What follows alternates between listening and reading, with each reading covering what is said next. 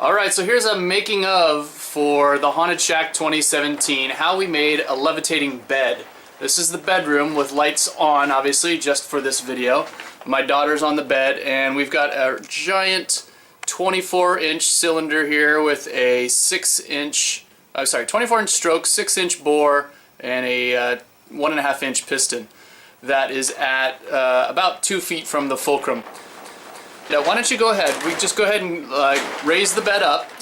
She's got a switch right in front of where her hands are, and those are hidden by the book. And hang there for a second. So you can see she heads up to the plastic, which is at 8.5 feet off the ground. The top of the bed is at 8 feet because we are on a platform. I'm going to come down behind the lights for just a second. So everything's raised 20 inches off the ground because in the prior room we were on a moving platform, so we're off the ground. You walk up onto the carpet here. Whew, it's kind of windy today. And in here, you basically walk into this room.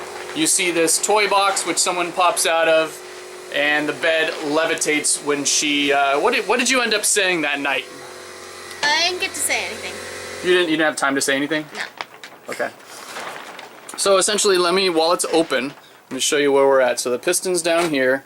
It's hinged in the back corner right about over there, and hinged in that back corner as well.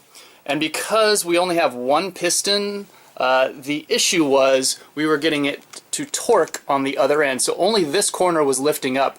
So what I did to alleviate that was I ran a cabling system down through a pulley, which goes across to the other side to another pulley right under there, and then back up to this side. Duck your head for just a second. Let's see if I can get a sense of it. Yeah, there it is. To the other side to a pulley, and then that attaches to the bed. So basically we've got a counter lift for the other side so that both sides of the bed lift at the same time. You can also see that we ran with foam blocks underneath because it's only 2.5 feet off the ground. So as you enter the room, it's kind of hard to tell, but it's not very tall. But when you get to the walk-in area, I'm 6'2". This is about 6 feet right here. So you go from about 6 feet with all those foam blocks down to 4.5 at the bottom of the ramp.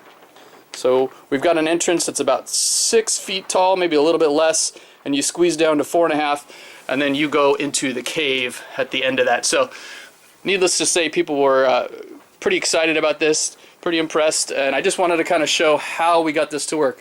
We're running at 50 psi. It takes a little while to go up, and we don't have it all sort of balanced out properly.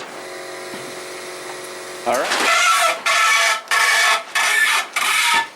That's what I mean, we don't have it really balanced out well. It's a little bit squeaky.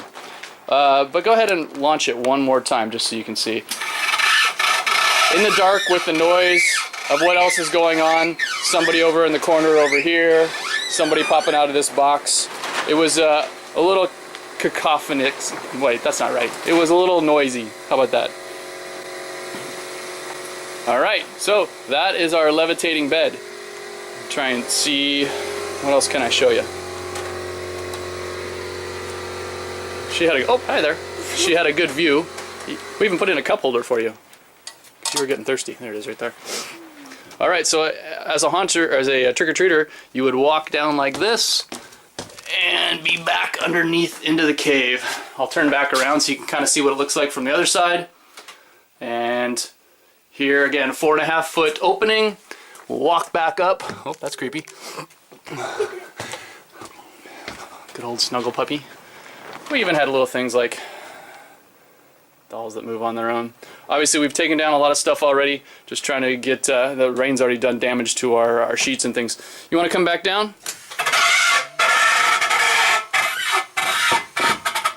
But as you can tell, in the nighttime you really didn't notice that there was nothing under her bed, and except for the monsters, of course. And that's how you would get out of here. We just basically took outdoor pillows and things like that to decorate the bed. It's all 2x4s. And really it's quite structurally sound. This is basically the framework for holding all the piston and everything else in there.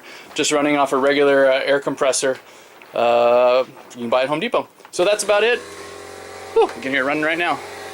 Not much else to it. Where did I get a piston this large? 24-inch stroke. I purchased a vacuum forming machine, but didn't end up using it all that well. So, you want to do it one more time? I'm going to back up over here, get a little bit wider shot. Go for it.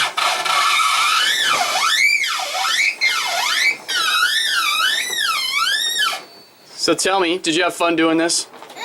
Yeah, it was a good night? She got to lay down on the job the whole night, all 3 hours. Yep. It made up for last year where she was a flying spider and had to lay in a hammock for 3 hours. Yeah, this is pretty comfortable. You're a good sport. Thank you very much. All right, why don't you bring it on down and we'll end this.